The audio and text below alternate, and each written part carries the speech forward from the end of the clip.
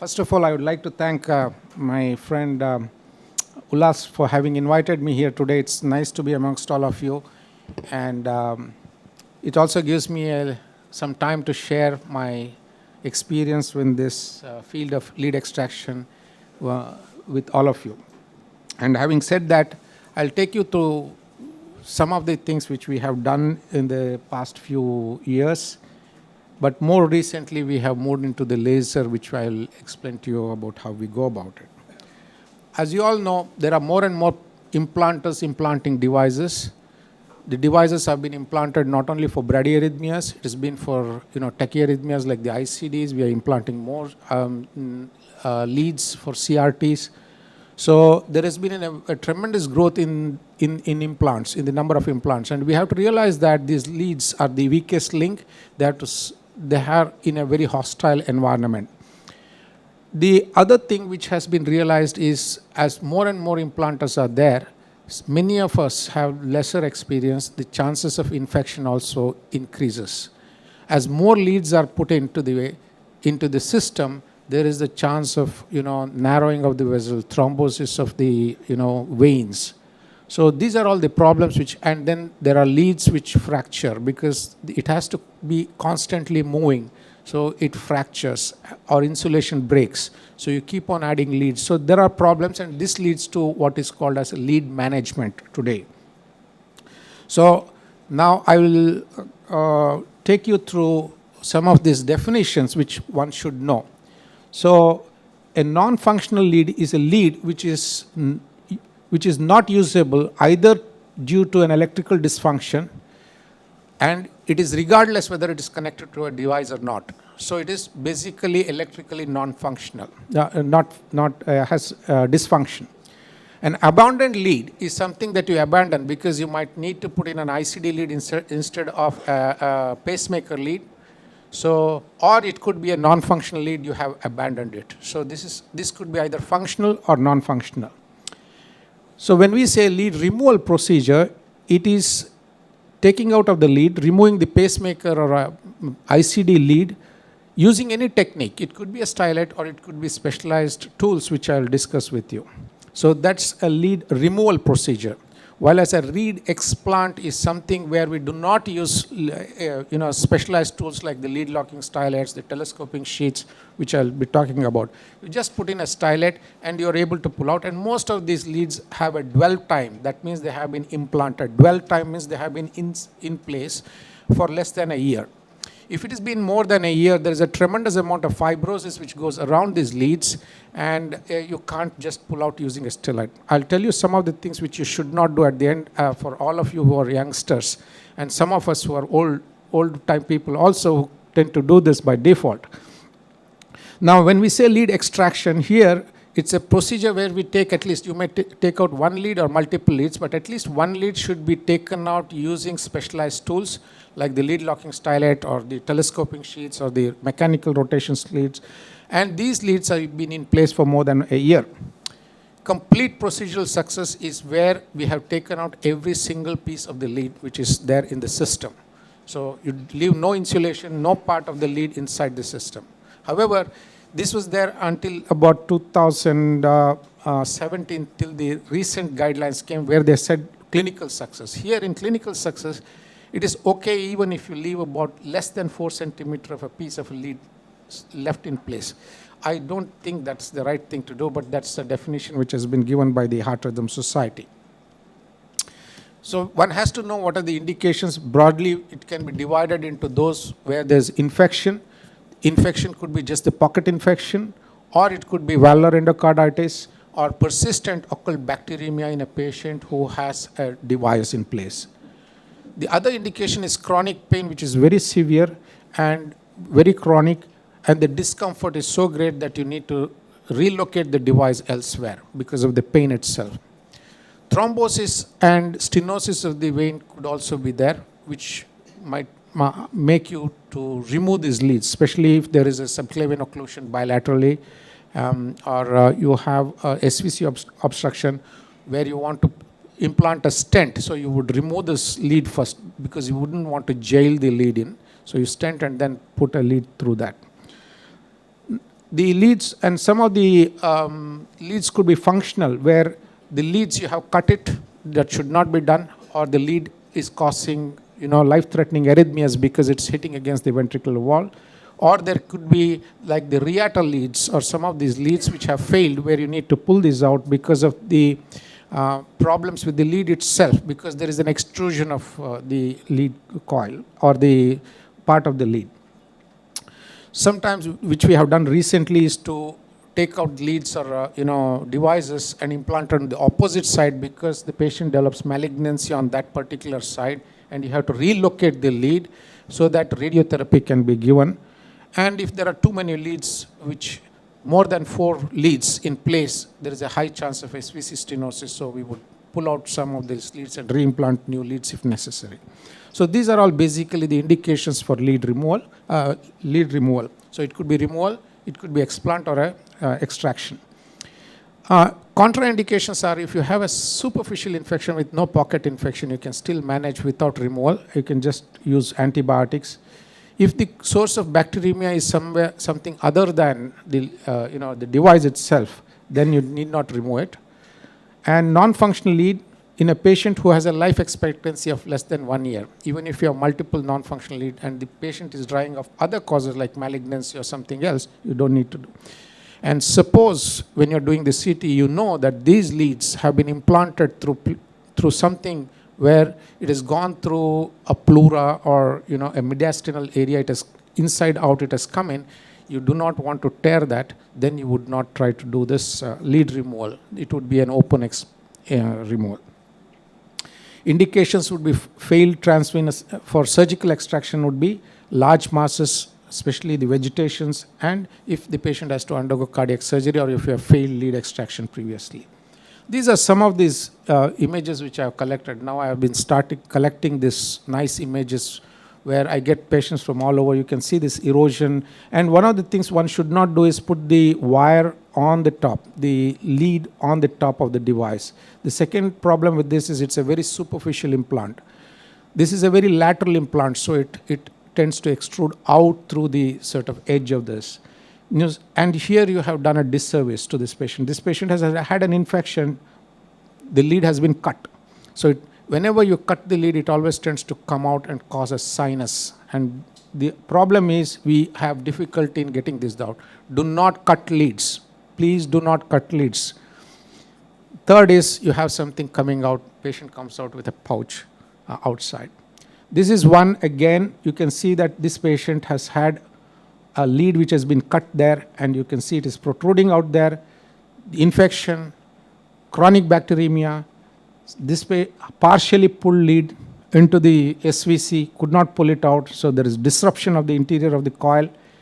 They have gone around and put another lead and device on the opposite side, multiple leads, and this patient had chronic bacteremia and running temperature continuously, and you can see this huge vegetation sitting there.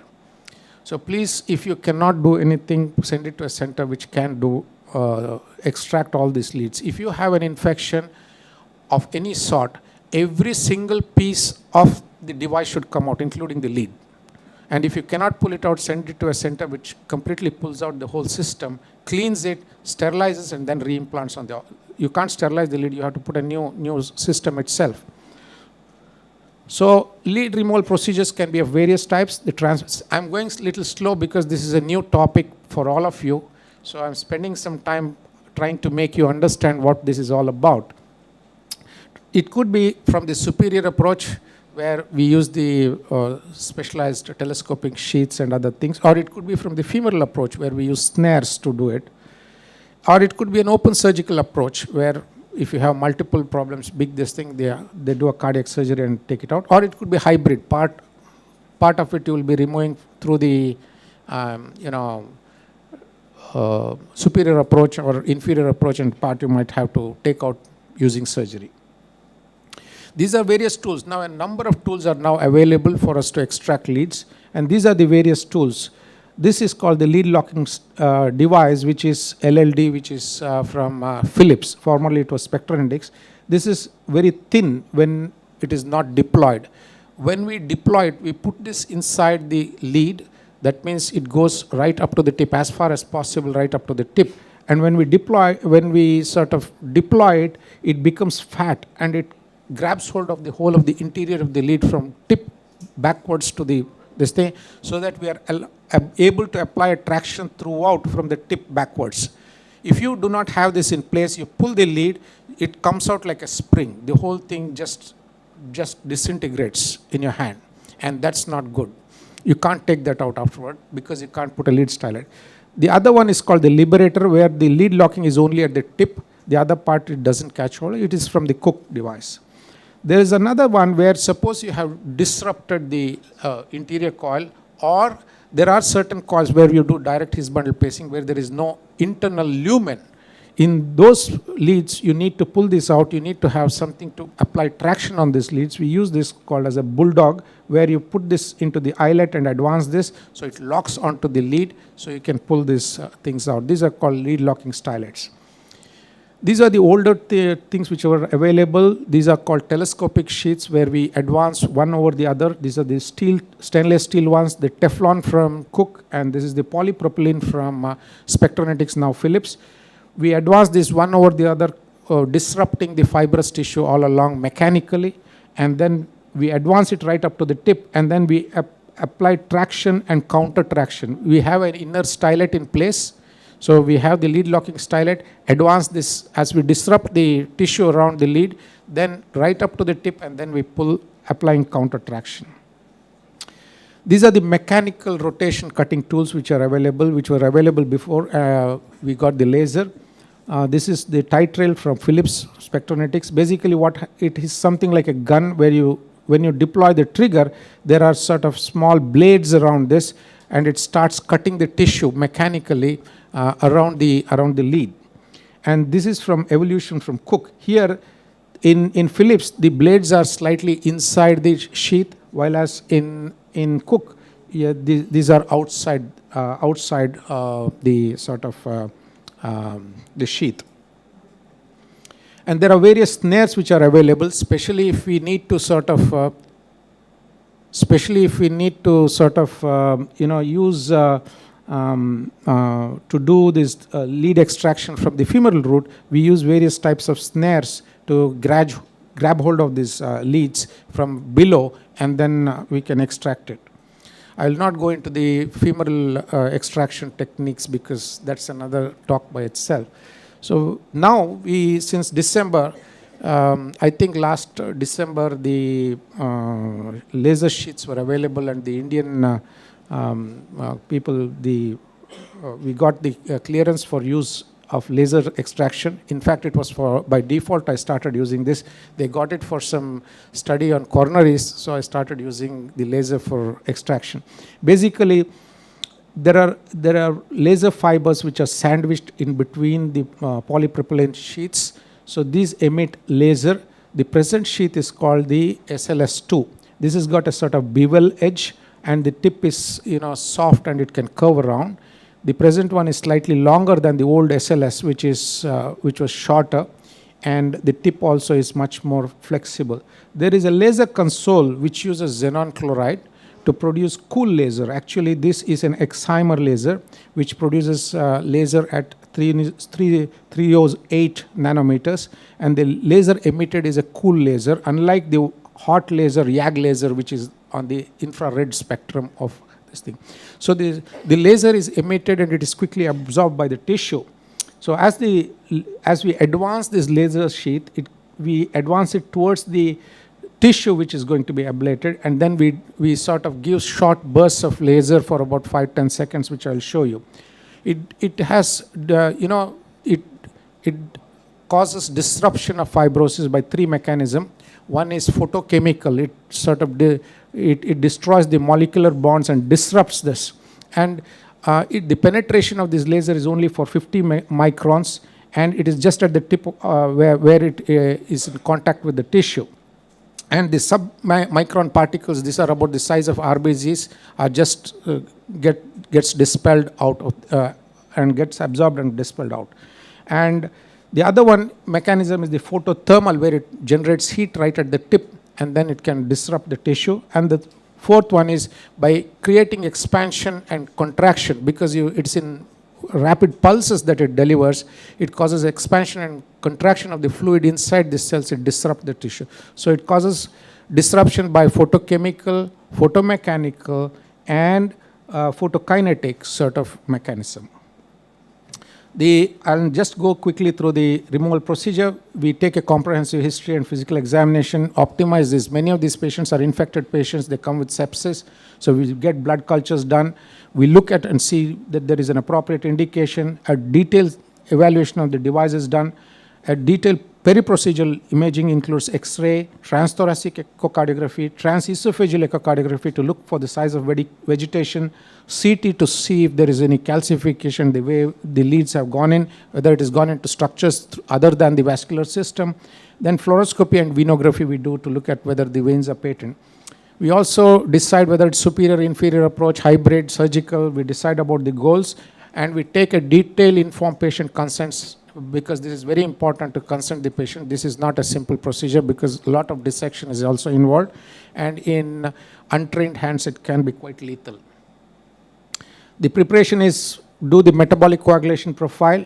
A large bore cannula is there because if the patient exsanguinates due to any problem, we need to infuse large amount of fluid. All patients are done with 4 units on standby. If the patient has had a CRTD, a defibrillator patch is in place, device reprogramming is done, a temporary pacing is in place, arterial line continuous SpO2 is done. We do this procedure under continuous transesophageal echocardiography because we want to see that we don't have a tamponade when we are doing the procedure.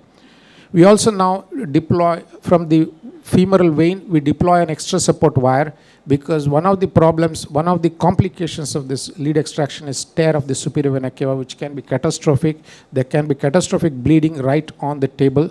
So we have now what is called as a bridge balloon, which you can quickly deploy and close the SVC so that the surgeon has some time to open up the chest on the table to sort of get control of the bleed. We prepare the patient like this as if for a surgery. The complete chest is prepared, and you can see that's the area where we are going to do the explant from. We also have access to the pericardium if necessary, or we need to open up. We have open with access to both the groins. Now, explantation protocol is like this. We open the pocket. Complete dissection is done so that the leads are completely free. So extensive dissection we do. Detach the pulse generator. Remove all the sutures which are in place. We implant the implanting stylet and then try to gently pull it and see. We get an idea of where all the fibrotic adhesions are. If there is an active fixation lead, we unscrew the lead if possible. Sometimes it may not be possible because if it has been in place for a long time, it's difficult. But nevertheless, we give it an attempt. We free the venous site entry and then give a gentle manual traction. If it comes out, then it's just an explant. We call it a day. If it doesn't come out, then we go and start using the lead locking stylet. We put the lead locking stylet and then try to pull, because lead locking stylet locks it from the tip backwards. So you have more control over it. You can apply, traction much more effectively without disrupting the lead. When you are putting the stylet, we don't do very vigorous pulling because we can disrupt the lead.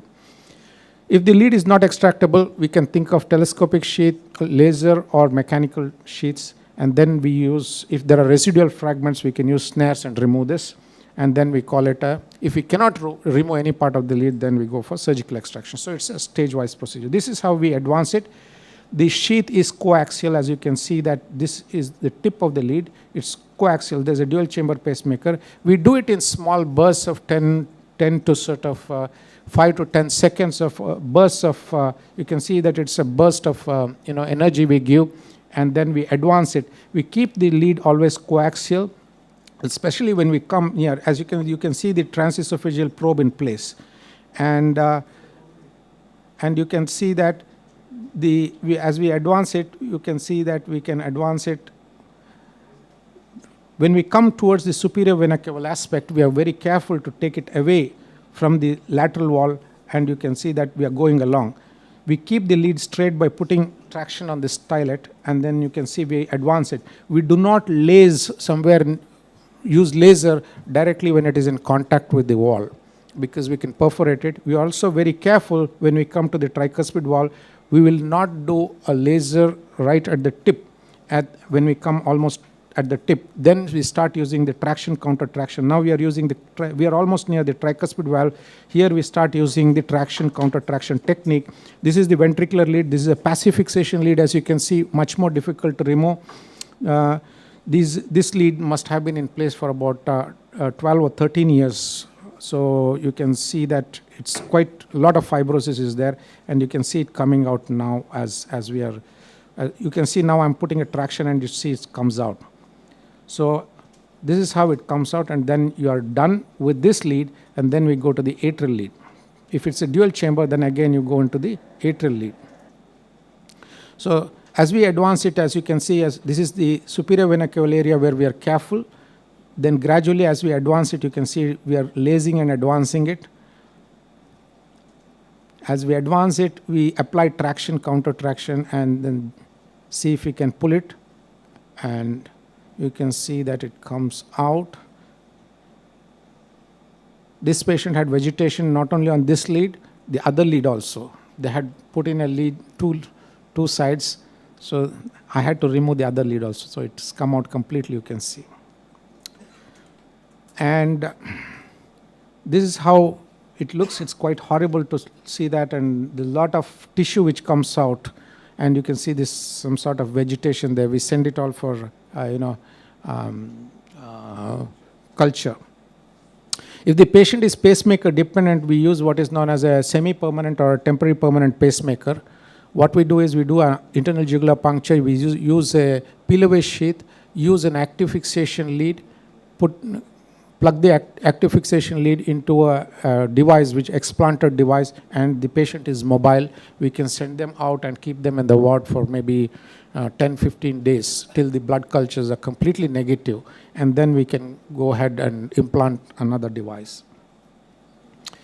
It can be done, lead extraction can be done. Usually it's done in a surgical suit abroad with fluoroscopy.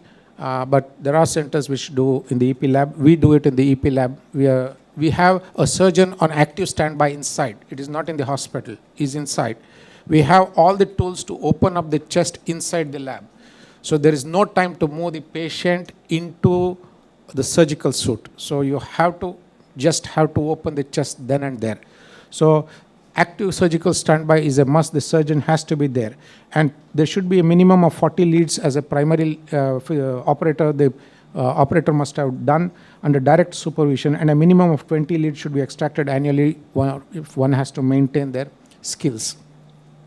As you can see, even in Europe, there are very few centers doing it. Cannot be done by everybody. Not everybody is geared for it. You will see that the number of high volume centers are very low. If you can see, in Germany, there are only 3 high volume centers. Is one of the centers which I went and also learned laser was in Germany. If you look at the complications and mortality with laser, these are large number of patients in these studies, and this was in 99, and later the laser leads started coming out.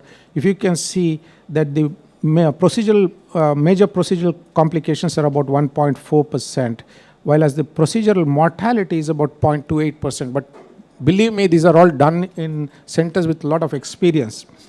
And let us compare it with some of the other procedures which are available. If you look at PCI, the major complication is about 4 to 5%, and the procedural mortality is 1 to 2%. This is not this thing. This is from the data from where you can get it from the net.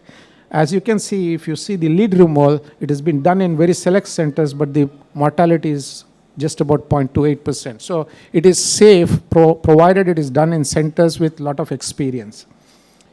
One of the major problems of mortality and morbidity comes in low volume centers. As you can see, low volume centers figures out in all mortality as well as morbidity. So my advice is, and the second thing is, please do not cut leads, because leads tend to migrate.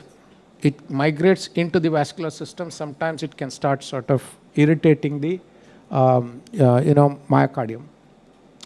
For abandoning the lead, please do not cut the leads. Cap the leads and put it in place. If there is infection, everything has to come out. The leads, the device, everything has to come out. Some of the things not to do, don't transect lead because it can retract.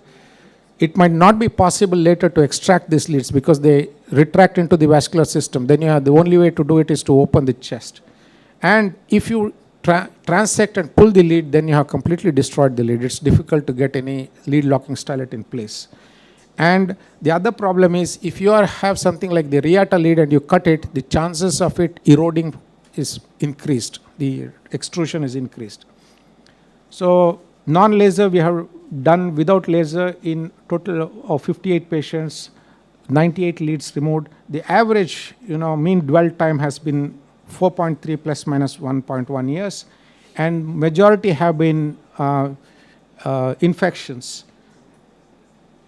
Now, we had 2 mortalities in this, and both of them died about 1 week to 10 days post-procedure of severe infection. We did not have on-table death in any of our patients. And this was because of intractable, because these patients had come with multiple antibiotics, have been on board minimum 6 months to 1 year, some of them for years together on antibiotics with pus pouring out. And so we had multi-drug resistant organisms in these patients. And in one patient, when we pulled out, the sort of vegetation was so big, it just went into the lungs, and both sides, the lungs got wiped out. And the patient had very severe infection. We started doing laser lead extraction last December, and since then we have done 12. So far, past 1.5 months, my laser console was out of the act because of some problem, but we have got it rectified. So Monday we'll start doing again. The mean dwell time has been more. We have extracted lead up to 20 years of dwell time. We have extracted 23 leads.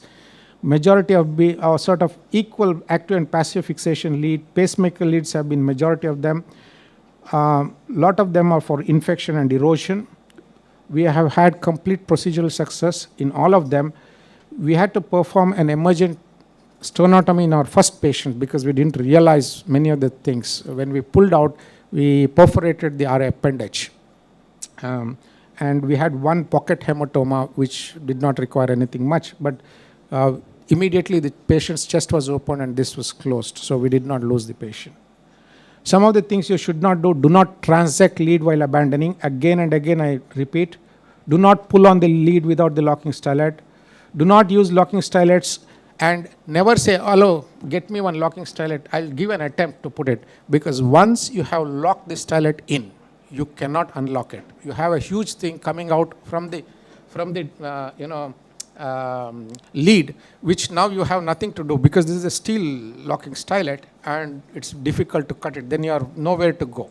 So if you're going to put in a locking stylet, you should be very sure that you're going to get this lead out. Do not implant another device on the opposite side without full extraction of a lead and the device in a patient with infection. Do not attempt extraction without training. This is very important. Do not attempt extraction without a proper setup. So these are very important. And in conclusion, finally I'll say there is the need for lead extraction is increasing rapidly. There are well-defined indications. There are proven established techniques available. However, it should be performed in high-volume centers with well-trained personnel. Though the mortality is uncommon, it's quite uncommon, but nevertheless, proper safety is mandatory. The results are excellent with very low complication rate. Thank you all for a patient hearing.